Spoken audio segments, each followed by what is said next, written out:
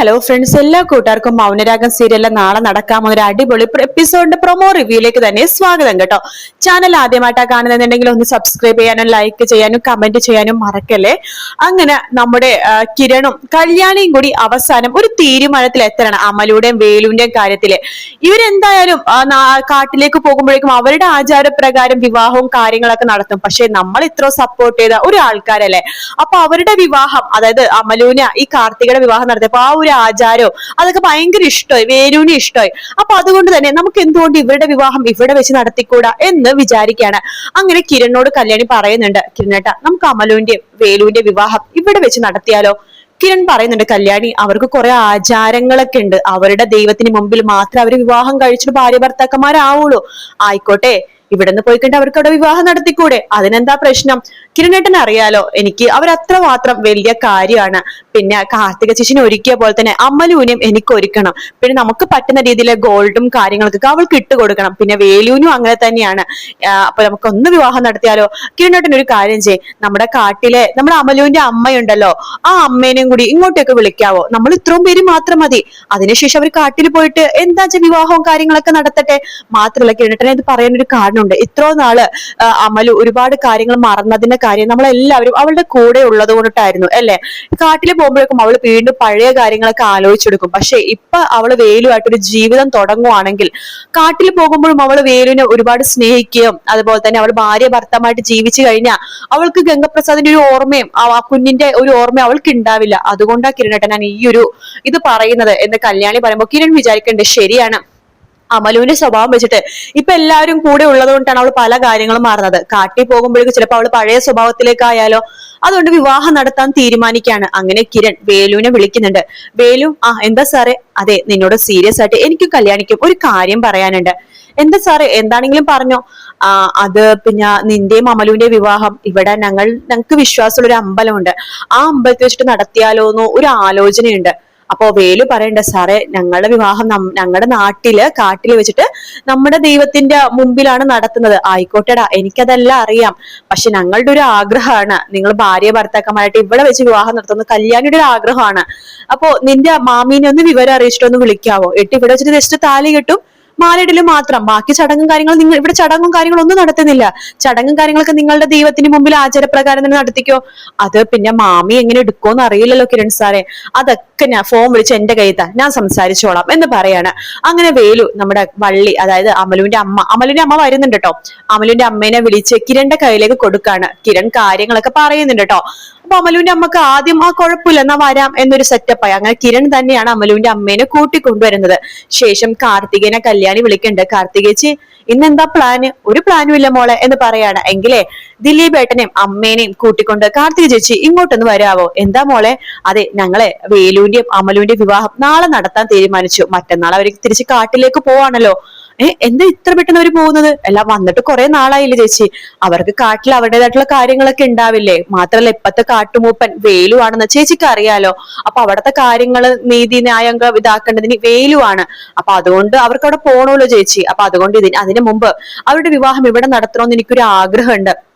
ശരി, നിനക്കൊരു ആഗ്രഹം ഉണ്ടെങ്കിൽ ഞങ്ങൾ അങ്ങോട്ട് വരാമെന്ന് കാർത്തികയും പറയാണ്. കാർത്തിക ദിലീപിനോടും അമ്മയടുത്തും പറയുമ്പോൾ അവര് പറഞ്ഞത് നല്ല കാര്യമാണ്, അവര് നല്ല പിള്ളേരാണ്, നമുക്കും എന്തെങ്കിലും സമ്മാനം വാങ്ങിച്ച് അങ്ങോട്ടേക്ക് പോകാന്ന് പറയാണ്. അങ്ങനെ കാർത്തികയും നമ്മുടെ ദിലീപിന്റെ അമ്മയും കൂടിയിട്ട് 3 പേരും കൂടി വണ്ടി എടുത്തിട്ട് നേരെ കല്യാണിയുടെ വീട്ടിലേക്ക് പോകണ്ട. കല്യാണിയുടെ വീട്ടിലാണ് വിവാഹത്തിന്റെ കാര്യങ്ങളൊക്കെ നടക്കുന്നത്. അങ്ങനെ കാർത്തികയും കുറച്ച് ഗിഫ്റ്റും കാര്യങ്ങളൊക്കെ വാങ്ങിക്കുന്നുണ്ട്. കല്യാണി ആണെങ്കിൽ അമലുവിന് ഇടാൻ വേണ്ടി കുറച്ച് സ്വർണം വാങ്ങിക്കുന്നുണ്ട്, വേലുവിന് ഇടാൻ വേണ്ടിയിട്ട് വാങ്ങിക്കുന്നുണ്ട്. പിന്നെ അവരുടെ കാട്ടിലുള്ള ആൾക്കാർക്കൊക്കെ ചെറിയ രീതിയിൽ ചെലവ് ചെയ്യാൻ വേണ്ടിയിട്ടുള്ള പൈസയും കിരൺ വേലുവിന്റെ കയ്യിൽ കൊടുക്കുന്നുണ്ട്. അപ്പൊ വേണ്ടാന്നൊക്കെ ഇവർ പറയുന്നുണ്ടെങ്കിലും കിരൺ നിർബന്ധിച്ചു കൊടുക്കാട്ടോ. അതിനുശേഷം ആചാരപ്രകാരം തന്നെ, അതായത് ഇവിടെ നടക്കുന്ന കല്യാണം എങ്ങനെയാണോ ആ രീതിയിൽ തന്നെ അമലുവിന്റെ വേലുവിന്റെ വിവാഹം നടത്തി കൊടുക്കാണ് കിരണും കല്യാണിയും കൂടി. അപ്പൊ കിരൺ ഉണ്ട്, കല്യാണി ഉണ്ട്, പ്രകാശൻ, രതീഷ്, കാദംബരി, പിന്നെ നമ്മുടെ ദിലീപിന്റെ അമ്മ, പിന്നെ ദിലീപ്, കാർത്തിക, അങ്ങനെ അവരുടെ ആൾക്കാരെല്ലാരും തന്നെ ഉണ്ട് കേട്ടോ. അപ്പൊ അങ്ങനെ വിവാഹം നടക്കുന്ന ഭാഗമാണ് നമുക്ക് ഇന്നലത്തെ പ്രൊമോയിൽ കാണിച്ചത്. അപ്പൊ നമ്മുടെ അമലുവിന്റെ കണ്ണീന്നൊക്കെ ഇങ്ങനെ വെള്ളം നിറയാട്ടോ, സങ്കടം കൊണ്ടും സന്തോഷം കൊണ്ടും. വേലു സന്തോഷത്തോടു കൂടി തന്നെ അമലുവിന്റെ കഴുത്തിൽ താലി കെട്ടാണ്. അങ്ങനെ താലി കെട്ടൊക്കെ കഴിഞ്ഞ് അവരുടെ സന്തോഷത്തോടു കൂടി തന്നെ കിരണും കല്യാണിയും കാട്ടിലേക്ക് പറഞ്ഞയക്കാണ്. അങ്ങനെ എല്ലാ പ്രശ്നങ്ങളും ഒന്ന് ഒതുങ്ങി ശരിയായി എന്ന് വിചാരിച്ചിരിക്കുന്ന സമയത്താണ് സരയുവിന്റെ സ്വഭാവ മാറ്റം. സരയു അങ്ങനെ രാഹുലിനെ കാണാൻ വേണ്ടി ജയിലിലേക്ക് പോവാട്ടോ. രാഹുലിനോട് പറയുന്നുണ്ട്, അച്ഛൻ പറഞ്ഞത് ശരിയാണെന്ന് എനിക്കിപ്പോ തോന്നുന്നുണ്ട്. അച്ഛന്റെയും എന്റെയും അമ്മയുടെയും എല്ലാവരുടെയും ജീവിതം മാറ്റിമറിച്ചത് കല്യാണി കിരണിന്റെ ജീവിതത്തിലേക്ക് വന്ന ശേഷമാണ്. മോളെ, നീ തന്നെയാണ് ഈ പറയണത്? എനിക്ക് വിശ്വസിക്കാനാവുന്നില്ല. നിന്നോട് മുമ്പ് ഞാൻ ഈ കാര്യം പറയുമ്പോ നിനക്ക് വല്ലാത്ത പുച്ഛമായിരുന്നോ?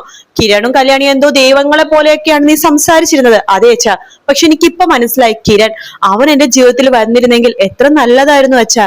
എന്റെ ജീവിതം തന്നെ മാറിപ്പോയാനായിരുന്നു. അവൻ എത്ര നല്ല പയ്യനാണ് അല്ലേ അച്ഛാ?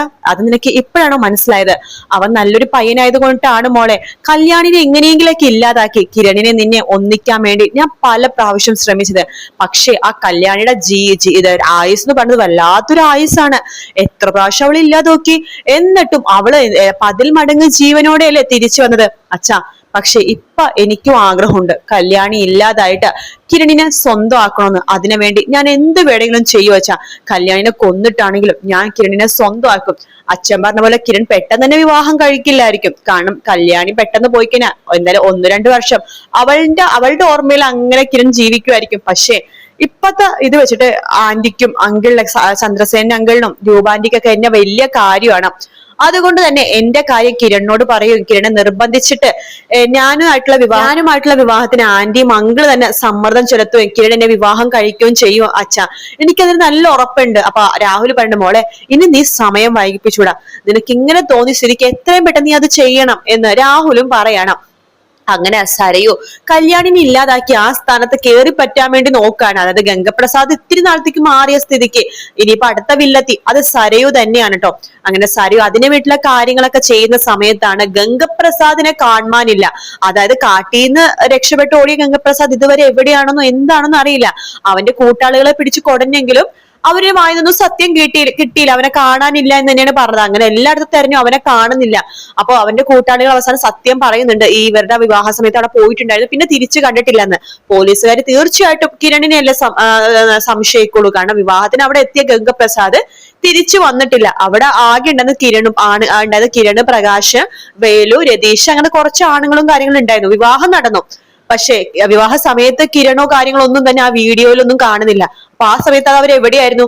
അതുകൊണ്ട് തന്നെ ആദ്യ പ്രതിയായിട്ട് പോലീസുകാർ കിരണിനെ തന്നെ പൊക്കോളൂ. അതിനു വേണ്ടി കിരണിനോട് സംസാരിക്കാൻ വേണ്ടി തന്നെ SIയും കുറച്ച് പോലീസുകാരും കൂടിയിട്ട് കിരണിന്റെ അടുത്തേക്ക് വരുവാട്ടോ. അപ്പൊ കല്യാണി ഉണ്ട്. വാതിൽ നിൽക്കുമ്പോ കല്യാണിക്കൊന്നും മനസ്സിലാവുന്നില്ല. കാരണം പോലീസുകാർ വന്ന് മുമ്പിൽ നിൽക്കാണ്. പക്ഷെ കിരണിനെ കാര്യം മനസ്സിലായി, ഗംഗപ്രസാദിനെ അന്വേഷിച്ചിട്ടുള്ള വരവാണെന്ന്.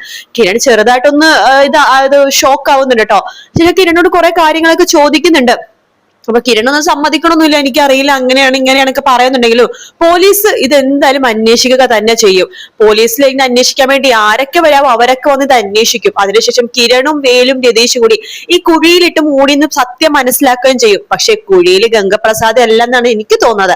ആ കുഴി തോണ്ടി കഴിയുമ്പോഴേക്കും നമ്മുടെ ദൃശ്യത്തിൽ കാണുന്ന പോലെ അത് വല്ല മാടിന്റെയോ ആടിന്റെയോ പശുവിന്റെയോ ഒക്കെ ആണോ എന്ന് നമുക്ക് കണ്ടറിയാം. വീഡിയോ ഇഷ്ടപ്പെട്ടാൽ ലൈക്ക് ചെയ്യുക, സബ്സ്ക്രൈബ് ചെയ്യുക, കമന്റ് ചെയ്യുക. മറ്റൊരു വീഡിയോ കാണാൻ. Take care, bye bye.